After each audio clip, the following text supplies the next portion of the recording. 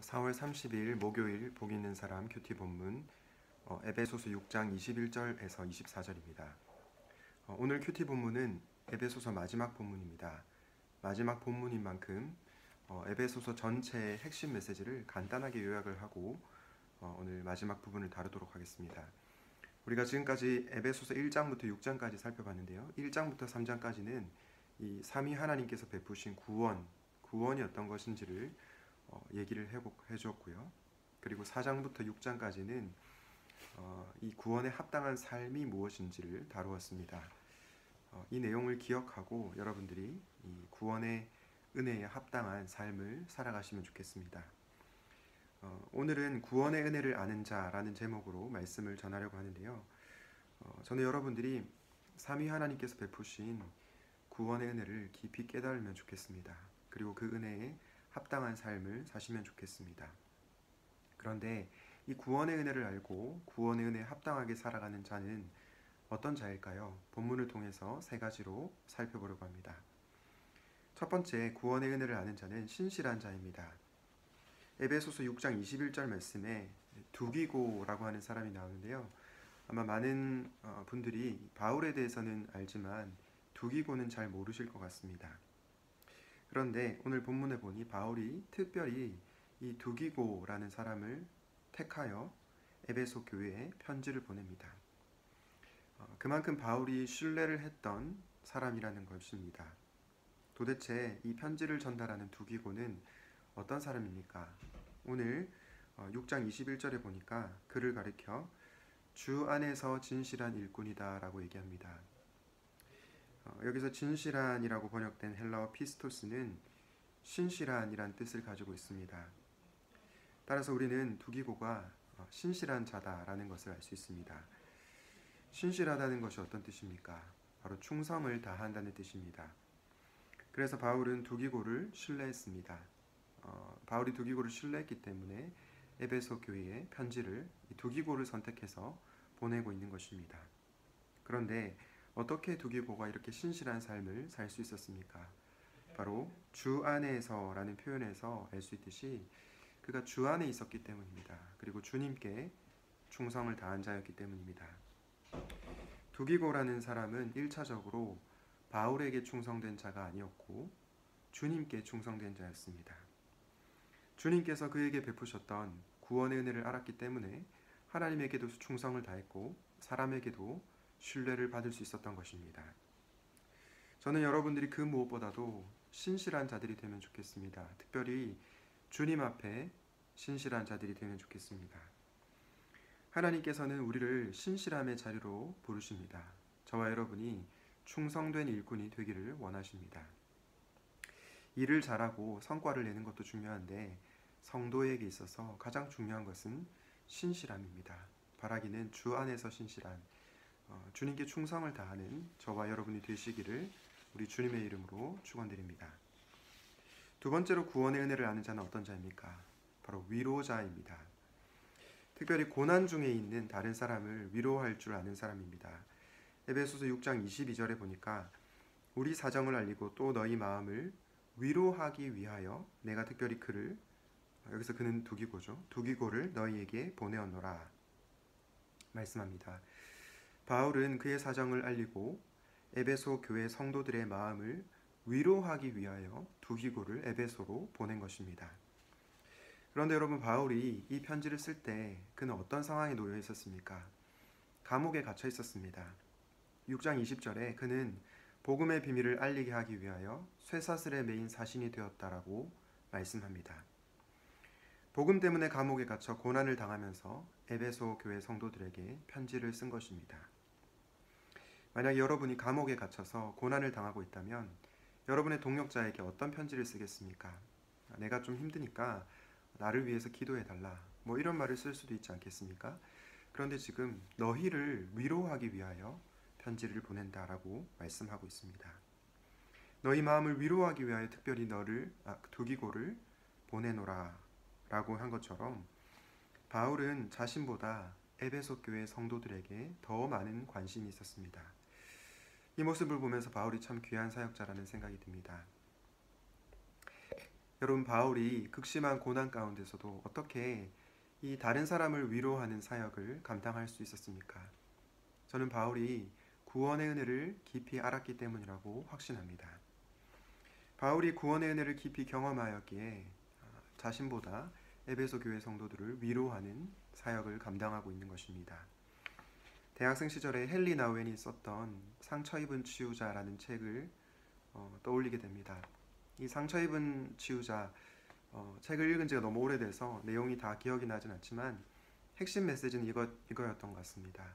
우리가 다 상처를 가지고 살아가고 있지만 그럼에도 불구하고 다른 상처 입은 사람을 위로해야 된다.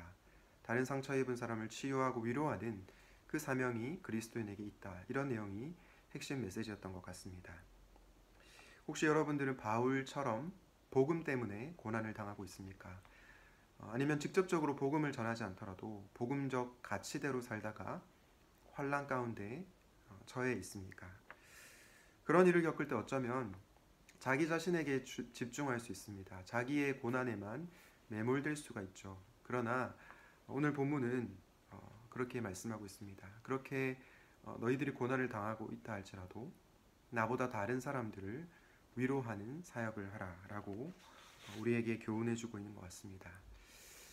저는 오늘 말씀을 묵상하면서 우리가 고난 중에도 다른 사람을 위로하는 사역을 감당해야 되겠다라는 생각이 들었습니다. 나에게 고난이 없을 때에만 다른 사람을 섬기는 것이 아니라 고난이 있다 할지라도 다른 사람들의 고난을 돌아보는, 다른 사람들을 위로하는 사명을 감당해야 하는 것입니다. 저는 그것이 구원의 은혜를 아는 자의 삶이라고 생각합니다. 주 안에서 사랑하는 여러분, 혹시 여러분 주변에 위로해야 될 지체들이 있습니까? 경제적인 어려움, 정서적인 어려움, 그리고 영적인 어려움으로 힘들어하는 주변 사람들이 있습니까? 그렇다면 여러분들이 그 사람들에게 위로의 손길을 건넬 수 있기 바랍니다. 오늘 본문의 바울처럼 자신의 고난의 말 매몰되는 것이 아니라 내 주변의 어려운 사람들을 돌아볼 줄 아는 그러한 여러분들이 되시기를 우리 주님의 이름으로 축복합니다. 마지막으로 구원의 은혜를 아는 자는 변함없이 사랑하는 자입니다. 누구를 변함없이 사랑하는 자입니까? 바로 우리 주 예수 그리스도를 변함없이 사랑하는 자입니다.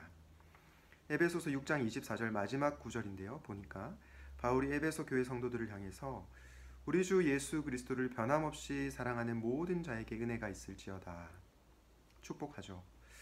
어떤 자에게 은혜가 있다고 얘기합니까? 우리 주 예수 그리스도를 변함없이 사랑하는 자. 저는 여러분들이 오늘 말씀을 통해서 나는 예수님을 변함없이 사랑하는지를 질문할 수 있으면 좋겠습니다. 여러분은 변함없이 예수님을 사랑하십니까? 변함없이 예수님을 사랑한다는 것은 비가 오나 눈이 오나 그분을 사랑하는 것입니다. 기쁠 때뿐만 아니라 슬픔 가운데서도 예수님을 사랑하는 자입니다. 바울도 두기고도 변함없이 예수님을 사랑했던 자들이죠. 저는 저와 여러분들도 다 그런 자들이 되면 좋겠습니다. 그런데 우리가 어떻게 변함없이 예수님을 사랑할 수 있습니까? 저는 우리의 힘과 우리의 노력으로는 한계가 있다고 생각합니다. 그래서 우리에게 필요한 것이 바로 믿음입니다. 에베소서 6장 23절 말씀해 보니까 아버지 하나님과 주 예수 그리스도로부터 평안과 믿음을 겸한 사랑이 형제들에게 있을지어다 말씀합니다. 여러분, 바울이 왜 그냥 사랑이라고 하지 않고 믿음을 겸한 사랑이라고 표현했을까요? 그 이유는 믿음이 없으면 주님을 사랑하는 것이 불가능하기 때문입니다. 그런데 여기서 믿음이란 어떤 믿음일까요? 저는 여기서 믿음이란 주님께서 신자인 우리를 변함없이 사랑하신다는 것을 믿는 믿음이라고 생각합니다. 혹시 주님을 향한 사랑이 흔들리십니까? 내가 겪고 있는 어려운 일로 인해서 주님을 사랑하는 것을 놓아버리고 싶으십니까? 저는 여러분들이 그럴 때 구원의 기쁜 소식을 기억할 수 있으면 좋겠습니다.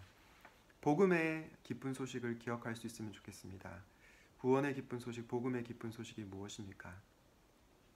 내가 주님을 위해서 무언가를 한 것이 아니고 하나님께서 나를 위해서 행하신 소식, 예수님께서 나를 위해서 행하신 소식입니다.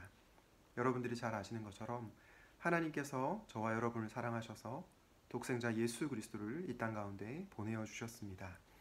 그리고 예수 그리스도께서 저와 여러분의 죄를 위해서 십자가에서 죽으시고 부활하셨습니다. 이 기쁜 구원의 소식을 우리가 진실로 믿을 때 우리도 변함없이 그분을 사랑할 수 있을 것이라고 확신합니다. 요한일서 4장 9절은 이렇게 말씀하죠. 우리가 사랑함은 그가 먼저 우리를 사랑하셨습니다. 주 안에서 사랑하는 여러분, 우리가 먼저 하나님을 사랑한 것이 아니라 하나님께서 저와 여러분을 먼저 사랑하셨습니다. 그 사랑을 아는 자들만이 우리 주 예수 그리스도를 변함없이 사랑할 수 있을 줄로 믿습니다. 그러므로 변함없이 여러분을 사랑하신 하나님을 믿으십시오. 그 사랑을 믿으십시오. 그리고 그 사랑을 기억하고 여러분들도 변함없이 예수님을 사랑하십시오. 말씀을 맺겠습니다. 오늘은 구원의 은혜를 아는 자라는 제목으로 말씀을 전했습니다. 구원의 은혜를 아는 자는 어떤 자입니까? 첫째는 주 안에서 신실한 자입니다. 사람에게 신실하기 이전에 먼저 주님 앞에 신실한 자라는 거죠. 두 번째로 나보다 남을 위로할 줄 아는 자입니다. 마지막으로 변함없이 예수님을 사랑하는 자입니다. 구원의 은혜를 깊이 깨닫고 주 안에서 신실한 자, 위로자, 그리고 나아가 변함없이 예수님을 사랑하는 저와 여러분 되시기를 우리 주님의 이름으로 축복합니다. 기도하겠습니다. 하나님 아버지, 구원의 은혜를 아는 자라는 제목으로 말씀을 나누었습니다.